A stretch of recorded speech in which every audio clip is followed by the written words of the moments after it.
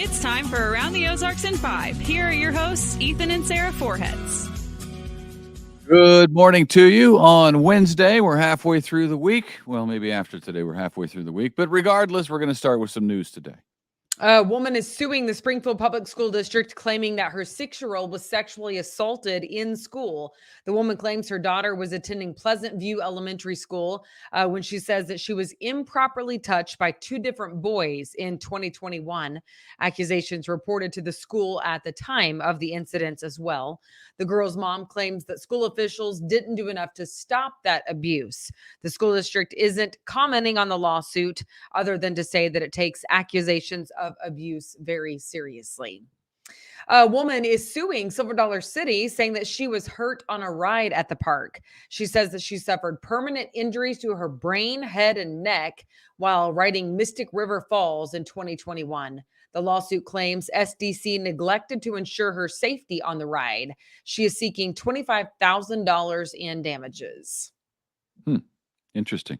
I wonder how often theme parks like that are sued. I wonder what the precedent is. We'll find out, I suppose. I guess we'll find out, but there are all kinds of signs that have warnings. I mean, you see those, if you have back problems or are pregnant or so. I mean, I don't know how much liability I don't know. that takes off of them or whatever, Right. but Yeah. I know that sounds good, but I don't know in a court of law if it does the trick. Same with a baseball game.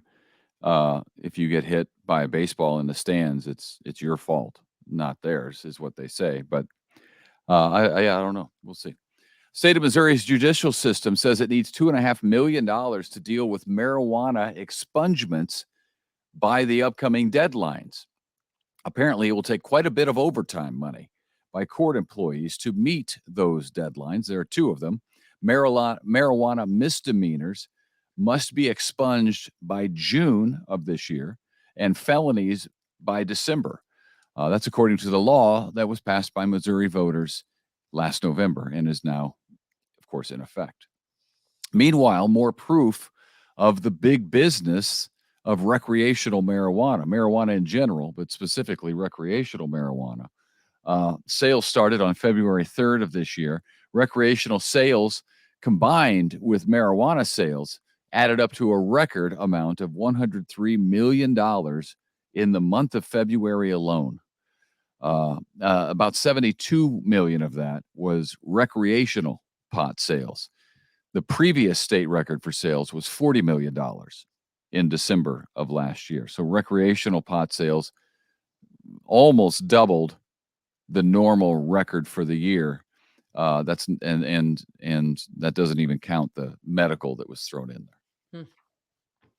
All right, now to this, heads up on the roads. Work is being done to build new sound walls. Perhaps you've seen them going in. I saw them going in yesterday along the north side of James River Freeway. That means the ramp from National Avenue to westbound James River will close at 7 p.m. on Sunday. So be prepared for that. The sound walls are going up on Highway 60 between National and Kansas Expressway. Also on Highway 60, work is happening on the interchange with 125 in Rogersville. A new intersection is being constructed there. So there will be some lane shifts and some slowdowns in the meantime. So make sure you drive slowly through Rogersville along 60 near 125 as well. We're getting into construction season. As soon as the threat of snow and ice kind of dissipates a little bit, here we go on the roads. Let's talk about the snow and ice because I don't think we're going to have any of that. We're not going to be that cold, at least when the precipitation is falling. Today's going to be a nice day, about 60 degrees, sunshine out there. Tomorrow, warm again until the cold front moves through, and then some storms could move through at the same time. And then it's going to bring in much colder temperatures, 42 for the high Friday, Saturday, Sunday, Monday, and the mid to high 30s and low 40s. So we're stuck in a kind of a chilly pattern that we've been in the last couple of weeks as spring is still on the way. Cox College is going to start offering its first doctorate program starting in the month of May.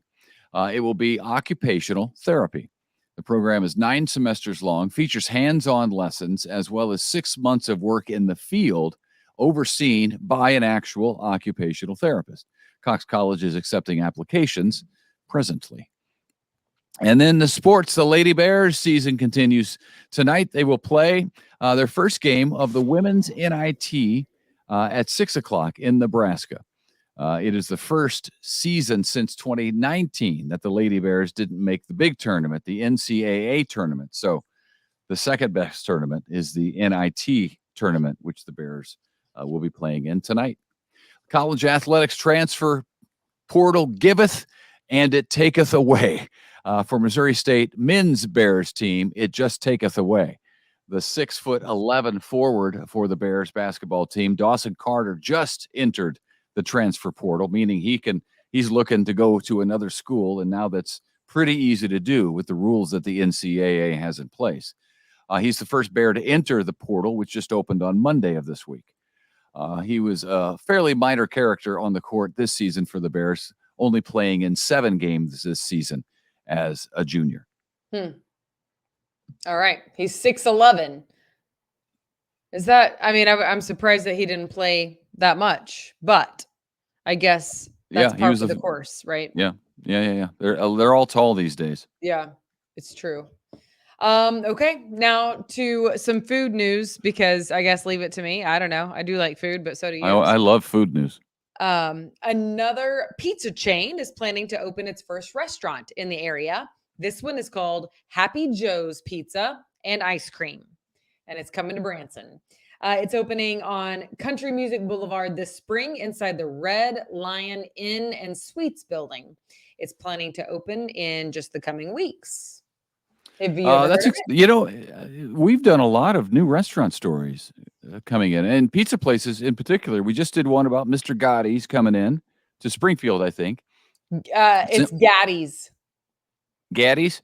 Yeah, someone told me that the A is like a short A, like apple. Gaddy's. Gaddy's. Mr. Gaddy's. Someone left a comment. Did you see it? Yeah, I was like, okay, duly noted. Mr. Gaddy's. There you go. Must be from Chicago.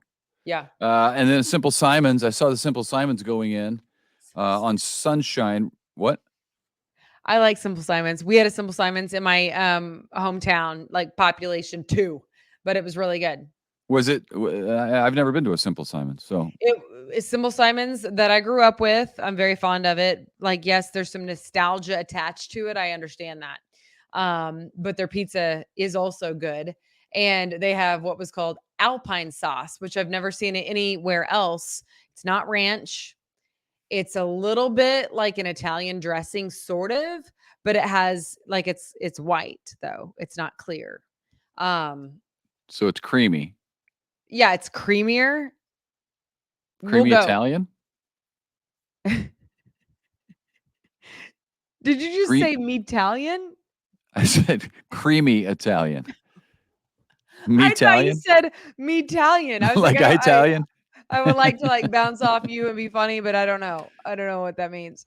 No, that was very strange. Yeah, I saw that going in. That's on Sunshine near. Sort of like creamy Italian, in fact. Yes. Simple Simons is on Sunshine near, what is that? Fort? Yeah, right by KY3 actually. All right, that's good to know. Now this one, our neighboring state of Illinois has a new law that guarantees paid leave for all workers for any reason. So under this new law, employers must pay employees when they take time off, period. We don't know how the specifics will work just yet, but that is the headline. That's a great idea in fantasy land, in theory. But how is a business owner supposed to do that? If for any reason, they can't get employees to do the job now. So now you can leave for any reason, take off work, and your employer has to still pay you. Man, I feel for business. Well, I'm from the state of Illinois. It's where I grew up. My family still lives there. They're miserable there because of taxes. It's a horribly run state. And they're downstate. That was a strong statement. They are not miserable people. No. When they talk about the state of Illinois, they're miserable. Trust me. I hear it.